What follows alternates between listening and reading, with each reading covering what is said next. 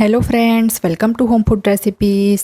Hello friends, સ્વાગત છે મારી નવી રેસીપીમાં. તો આજે હું તમારી સાથે છોલે ભટુરેની રેસીપી લઈને આવી છું, જે તમારા ઘરમાં તમે બનાવતા તો હશો જ. હું મારા ઘરે કેવી રીતે બનાવું છું તેની રેસીપી લઈને આવી છું. તો ચલો આ બનાવવાનું શરૂ કરી લઈએ. તો છોલે બનાવવા માટે મેં સફેદ ચણાનો ઉપયોગ કર્યો છે. ચણાને સરસ રીતે 2 થી 3 પાણી મેં ધોઈ દીધા છે. બાફવા માટે ચણાને કુકરમાં લઈ તેમાં થોડુંક પાણી, ખડો મસાલો અને ચાપત્તીવાળું પાણી મેં એડ કર્યું છે. તેને 5 થી 6 વિસલ આવે ત્યાં સુધી બફાવા દઈશું.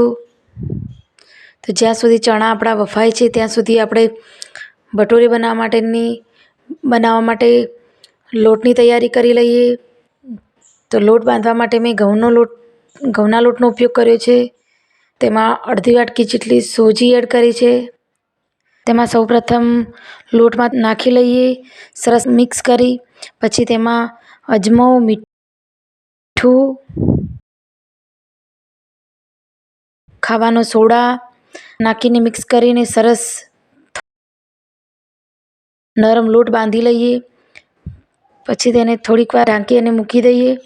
તો હવે છોલે બનાવવા માટે મસાલો પણ રેડી જ રાખ્યો છે, જેમ કે ડુંગળીની પેસ્ટ, ટામેટાની પેસ્ટ, દહીં, ઘરમાં વપરાતા મસાલા, બધું જ એક સાઈડ તૈયાર જ કરીને મૂક્યું છે. તો હવે આપણે વઘાર માટે એક કઢાઈમાં તેલ લઈએ.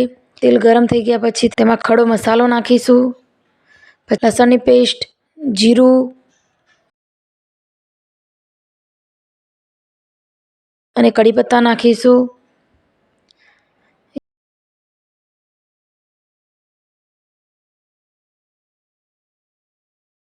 એ સરસ ગરમ થઈ ગયા પછી ડુંગળીની પેસ્ટ નાખી લઈશું.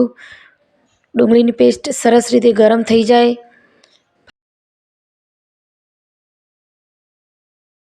પછી ટામેટાની પેસ્ટ નાખીશું.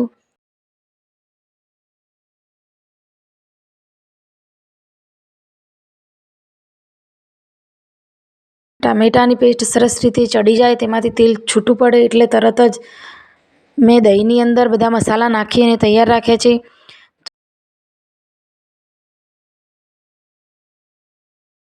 તો એ પણ કઢાઈમાં નાખી અને મિક્સ કરી લઈશું.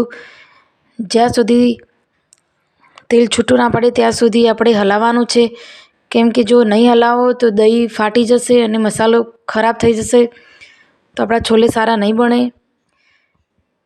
એ માટે તમે જોઈ શકો છો કે તેલ એકદમ છૂટું થઈ ગયું છે.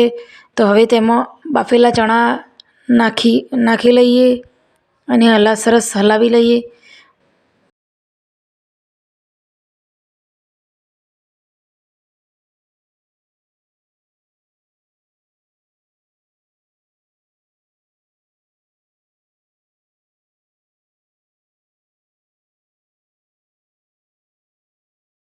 બસ તમારે જેટલી ગ્રેવી જોઈએ એટલું પાણી એડ કરી દઈએ.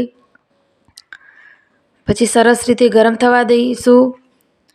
ગરમ થઈ ગયા પછી તેમાં આપણે છોલેનો મસાલો નાખી લઈશું.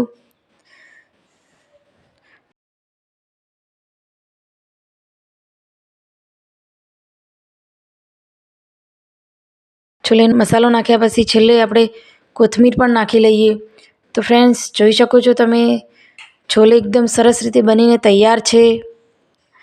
તો બીજી બાજુ આપણો લોટ પણ સેટ થઈ ગયો છે. તો હવે આપણે ભટુરે બનાવી લઈએ. તો ભટુરે બનાવવા માટે મેં પૂરીની લોઈ કરતાં થોડોક વધારે લોટ લઈ અને લોઈ બનાવી છે અને તેને વણી લીધી છે.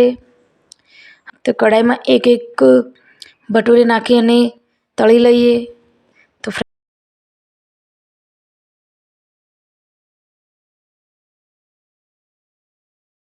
તો ફ્રેન્ડ્સ, જોઈ શકો છો ભટુરે પણ એકદમ ફૂલીને સરસ તૈયાર છે. તો હવે તમને હું સર્વ કરીને પણ બતાવી લઉં કે કેવા સરસ છોલે અને ભટુરે કેવા સરસ લાગે છે. તો ફ્રેન્ડ્સ, તમે ઘરમાં પણ આ રીતે બનાવી શકો છો.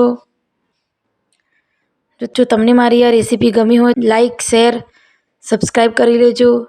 ફરીથી હું તમને મારી નવી રેસીપી સાથે મળીશ. ત્યાં સુધી આવજો.